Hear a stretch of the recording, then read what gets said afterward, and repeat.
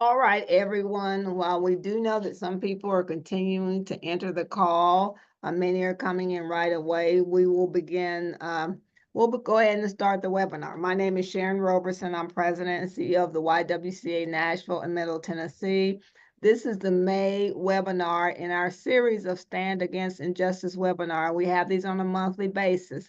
And we always say we have these because there are topics that we would love to educate the public about. And these are important topics to hopefully have a constructive dialogue in our community on issues of importance to the broad community. And we always say that we do this to really invite people to the conversation in a meaningful fashion, not to indict, because we know people have differences of opinion, but we want you to know some factual information and some things that make it very, very important for us to have the best community that we can have. So good afternoon. Today's topic is in pursuit of justice, why due process matters for all. To start off, I think it's important for today's conversation because we will explore questions regarding this issue and more. We will discuss how due process affects our daily lives, from immigration and criminal justice to civil rights, and how communities, advocates, and legal professionals can work together to protect these essential rights for everyone. We have an incredible panel, and we're very fortunate, and I'm thankful that they can speak to you. And we have Charles Grant, a shareholder at Baker Donelson and a veteran litigator. The Honorable Ana Escobar, judge for Davidson County General Sessions Court, Division III, and Emily Stotts, senior staff attorney with the Tennessee Justice for Our Neighbors. And we want to take a moment to thank those sponsors for these webinars, the Nissan Foundation, Alliance Bernstein, and the Harnish Foundation. These are organizations that have stuck with us and do believe that we are making our community better through these conversations. Before I get started, I wanted to make a basic statement. The mission of the YWCA is eliminating racism, empowering women, promoting peace, justice, freedom, and dignity for all. Oftentimes, with the first two parts of our mission statement, people forget that we are advocates for peace, justice, freedom, and dignity for all. And this conversation is in more light of the last part of our mission statement, because due process is a fundamental principle under the United States Constitution. It ensures fairness, justice, and protection of individual rights against arbitrary governmental actions. And we're going to get into the history of the due process clause because it's very, very important, because this is a safeguard to uphold the rule of law and limit abuse of power in our communities. So we'll get started.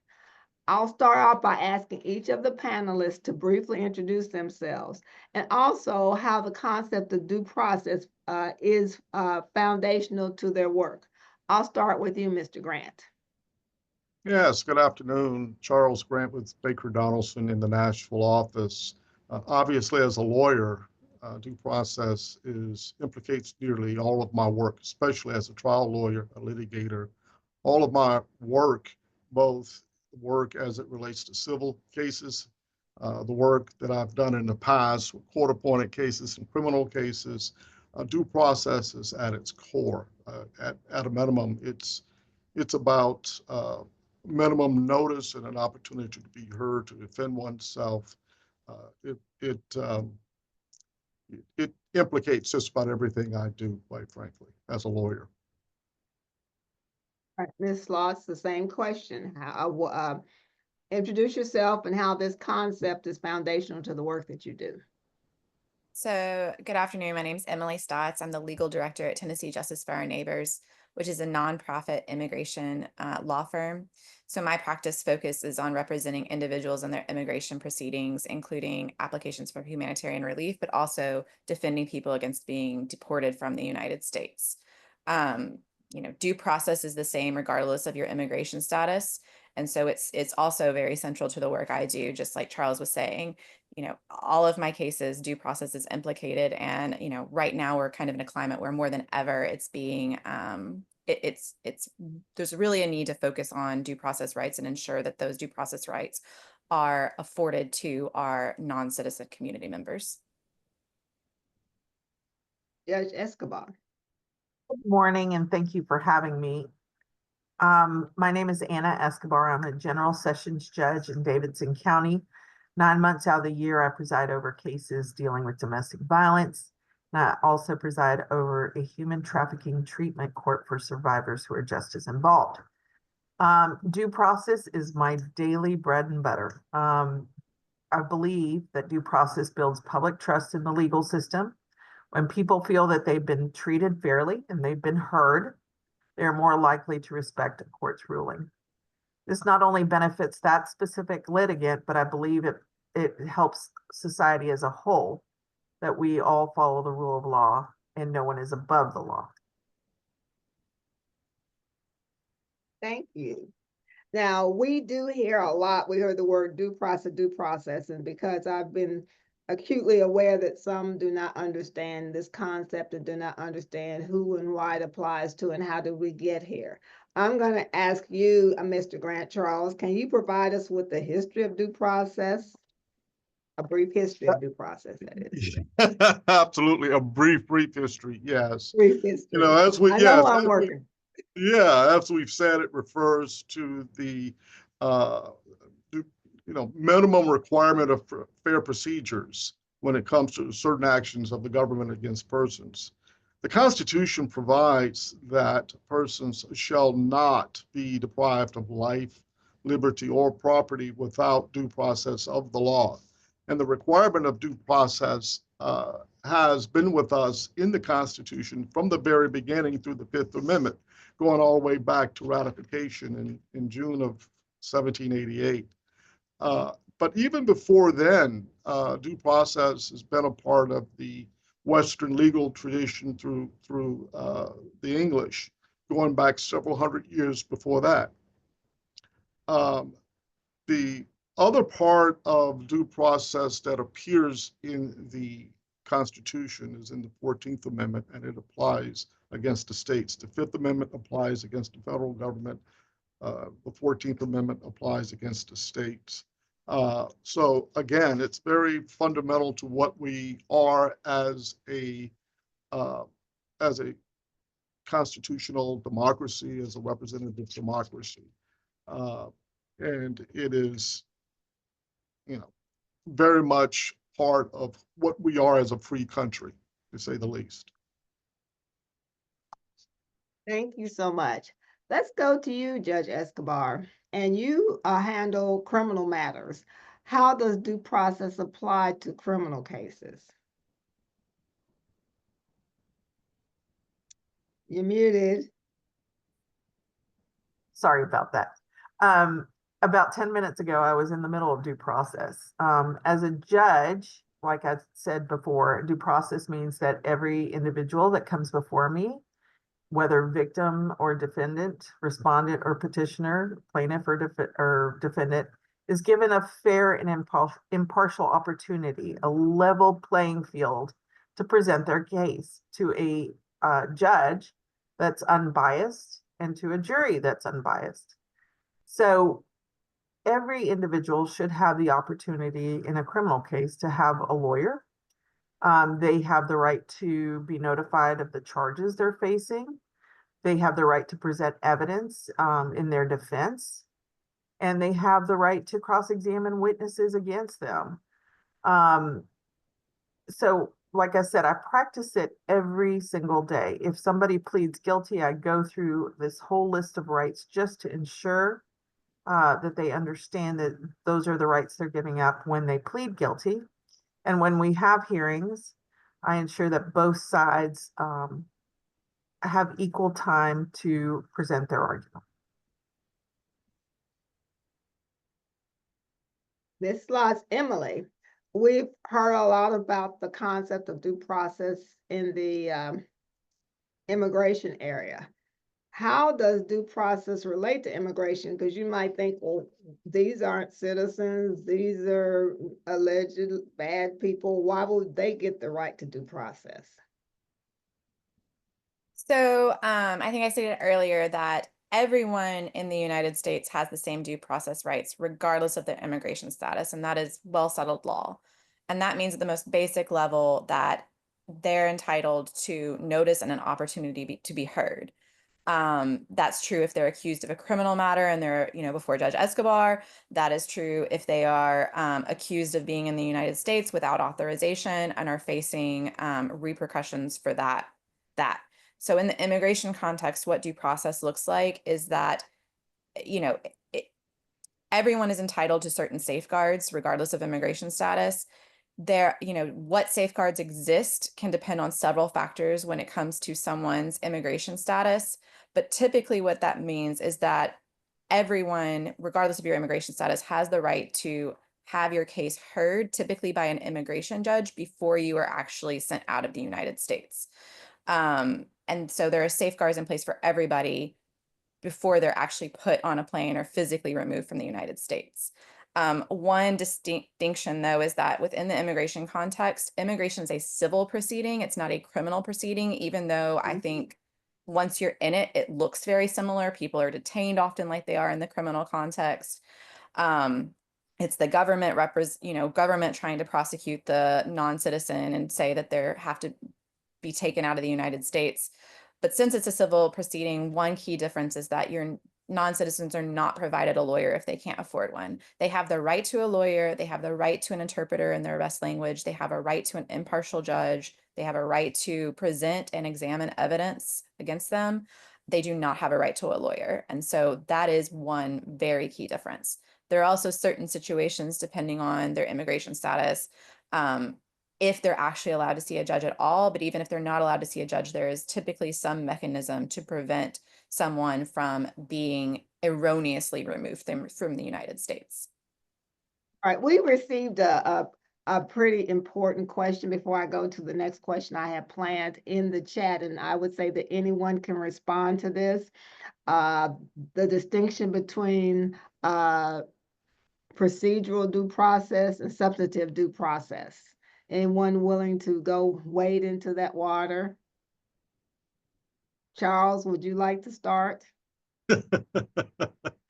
Well, the concept of procedural due process, we've already been talking about. It's about fair procedures. Yes. It's about minimum notice, opportunity to be heard, and so on and so forth. A substantive due process questions whether the government is empowered to take the actions that it takes against an individual. So whether the government or the law that is relied upon by the government, whether that power is appropriate to assert certain actions against people, it can get very, very involved, right? And I would, in fairness to our listeners, the question comes from a very seasoned lawyer who probably already knows. I know. I said, who came up with that? She's a very seasoned lawyer who probably knows the distinction, but it can get very, very involved and tedious to talk about it. So in some quarters, even the whole notion of substantive due process is I think it's settled in most instances, but it can be controversial. It's, so it's something that we can't spend a whole lot of time because it'll take the rest of the hour. And I think Oh yes, oh yes, yeah. oh yes, oh yes. All right, anyone else comment on that at all? All right, let's move forward. I'll go back to you, Ms. Stotts. We have seen, as you mentioned before, you work in the area of immigration law, and we all know about marginalized communities, and due process seems to be evolving on a daily basis. How have you seen it evolve in most recent years such that there could be a disproportionate impact on marginalized communities? So I think it's important to note that the due process rights themselves haven't changed. Everyone still has the same due process rights. The law has not changed. The Constitution has not changed. What we're seeing and what we see in the immigration context often is law enforcement not necessarily willing or more willing to erode those due process rights. They're often willing to ignore it because it's faster, it's easier. And frankly, the target population in the immigration context usually isn't aware of their rights. they don't know their rights, they're unable to assert those rights, they're unable to perhaps afford a lawyer to help them fight, a violation of those rights. And so, it's the enforcement, it's the officers, it's the violations that maybe we see an increase of. Right now, I think it's shifted a little bit in that we're seeing not only an increase in law enforcement perhaps committing due process violations, we're seeing people pretty high up in the federal government questioning whether or not non-citizens really do have or should have the same due process rights.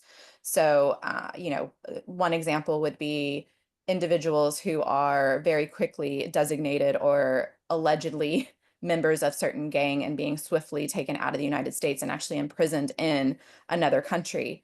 That's really unprecedented. And, you see that, and you see other instances where what I think we're headed to is really a very, important question that's probably going to head to the Supreme Court about whether or not really and truly non-citizens have the same due process rights. Okay, well, Charles Grant, it seems like this can get into a slippery slope type situation. Once you erode rights for one, it could erode rights for others. How do we hold systems accountable when due process is denied? What can we do as citizens? And I know you're on the forefront of a lot of cases that are working in the civil rights area. How do we hold systems accountable? How do we make sure the slippery slope of this is a bad actor, they aren't getting due process, and next thing you know, you can be designated a bad actor and you would not receive due process? Oh, wow. So a lot of it is political. We just have to acknowledge that.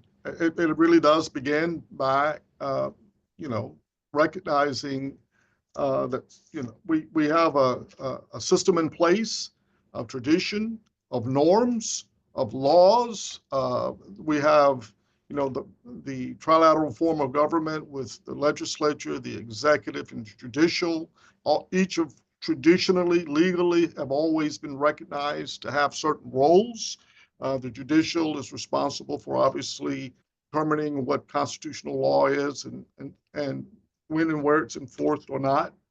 And that role has to be observed and respected. The executive executes the laws, the legislature creates the laws. And so candidly, it starts from making sure that we have the right people in place that recognizes our constitutional order, our traditions, our history.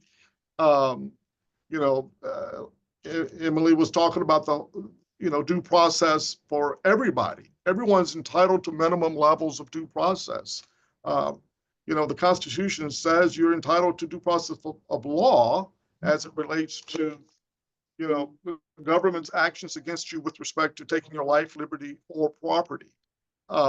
Minimum due process of law. It doesn't tease out, at least in the Constitution, what persons are protected by due process. I think there's a long series of cases to recognize that. Recently, in a case that's being referenced of a person who was in the country legally, had a court order in place not to be removed, and was removed and sent to prison in El Salvador. And the case went to the Supreme Court, and the Supreme Court ordered that the person be brought back. Well, then, if that order is ignored, right, where do we go from there? It kind of harkens back to a famous, I shouldn't call it famous, it's probably more, probably should say infamous event about the Trail of Tears, about the forced removal of the Cherokee from the southeastern states by General Andrew Jackson. And even then, the Supreme Court said to General Jackson, what you're doing is illegal, it's improper. You need to stop and reverse your actions. And General Jackson famously responded, well, let's see you enforce your order. It's your order. Let's see you enforce it, right? At the end of the day, those traditions of respecting the rule of law, respecting the orders of the court, what do we do when folks decide not to? And that obviously would lead to constitutional crisis, not wanting to, certainly not trying to overstate or be dramatic about it, but that's the reality of it. You know. Judge Escobar, something you said earlier in the conversation really struck me because looking in broader terms, individuals, when you're in criminal court, that's a difficult spot. Someone's in a very difficult spot if you are in anyone's criminal court. And you said that oftentimes it makes it more palatable, I guess, to those who may be found, who either the person they think is guilty gets away or the person is found not guilty. Either way you go, there may be someone that feels as though they didn't get a fair shake. But this whole due process, it helps lead to confidence in the system. And I want to make sure that you emphasize that, because how does this going through all these processes and procedures help those who are part of the criminal justice system understand and have more trust, have more public trust, so to speak? Well, you know, I'm not infallible. And so as part, as I make sure that everyone has a level playing field, somebody loses, right? Somebody's unhappy. And I always say to the losing party, appeal me. And that's really a foundational system that we have.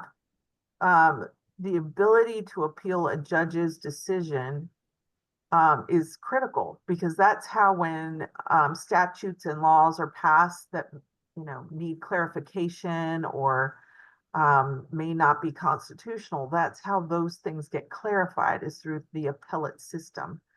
And so it's a little shocking, frankly, that in current situations that ability to appeal is not happening. Also, I wanted to comment that on CNN on Saturday and this morning, they had a piece about habeas corpus. I don't know if you saw that. Yeah. But habeas corpus is kind of the last thing that you can do after you've exhausted all your appeals. You're asking the court to consider your case, and it's specifically for people who are being unlawfully detained or imprisoned. And there is rumor that the administration may do away with it, specifically, I believe, in the context of immigration. And if that last ability to state your case is gone, it's concerning. So it's concerning.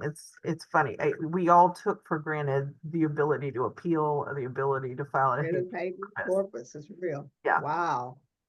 Yeah. And we're reminded that it was through habeas corpus that we've had hundreds of people who have served long sentences in prison who were later determined to be innocent or exonerated in some way. So it was through the writ of habeas corpus that a lot of those proceedings brought to life the evidence that led to exonerations, or at least determinations that the crime was probably not committed by the person who was convicted. So that is again another linchpin, another important keystone in our constitutional order and system of rights, is the writ of habeas corpus. And the thought of saying that can be eliminated is very unsettling.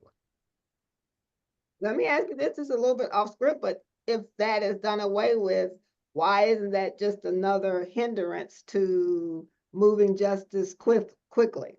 Why do we need that extra step? We've had the trial, we've had these appeals, we've had this. Why would you need that step if we're trying to get bad actors off the street, so to speak?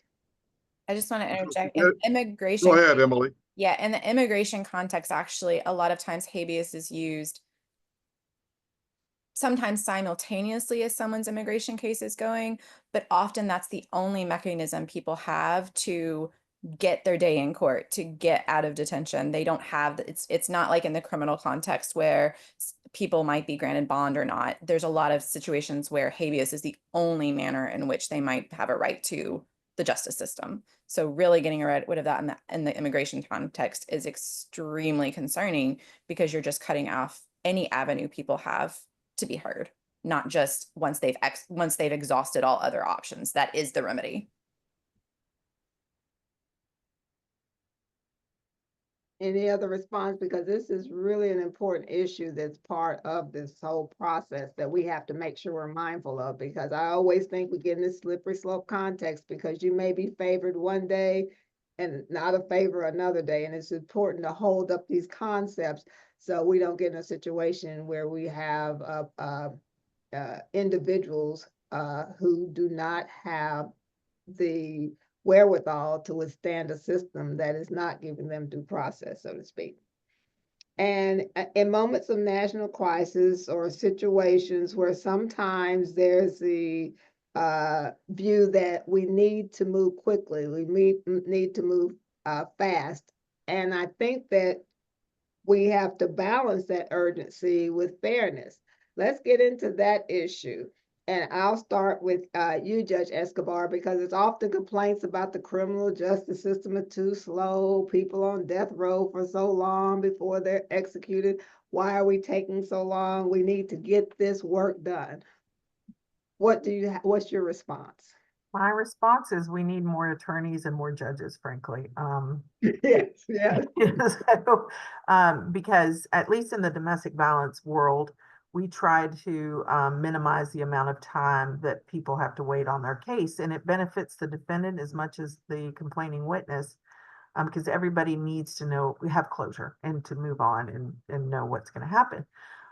But in other situations, other types of criminal charges, unfortunately, we're looking at 5 to 6 months before you have a court date. And that's simply because we just don't have the manpower to prosecute, to defend, or to judge these individuals. So I would advocate strongly for more judges and more attorneys. And of course, all that takes money. I see Emily Stotts, you seem to be agreeing with that. So yeah, in the immigration context, I'm laughing because, first court date in 5 to 6 months, first court date in five years, maybe. Yeah, there are simply not enough judges. There are not enough court staff, even, not just judges, court staff. Let's not forget them. There aren't, and certainly aren't enough lawyers to go around for this. And I think it's also, to combat some of the misleading rhetoric happening about why it takes so long for an immigration case to happen. Well, there's no funding and there's no urgency in getting more judges. In fact, we're seeing a reduction in judges at a time when more people are being put into the deportation pipeline. So I have clients in cases who they desperately want their case heard. They were set for the summer. Now they're going to be in 2027. Wow. So really what we're talking about is funding can lead to unfairness. The lack of funding can lead to not getting fairness in the system, which is always a difficult thing. Charles Grant, talk a little bit about this fairness and urgency, because everyone wants their case heard, and I've heard so many complaints both on the criminal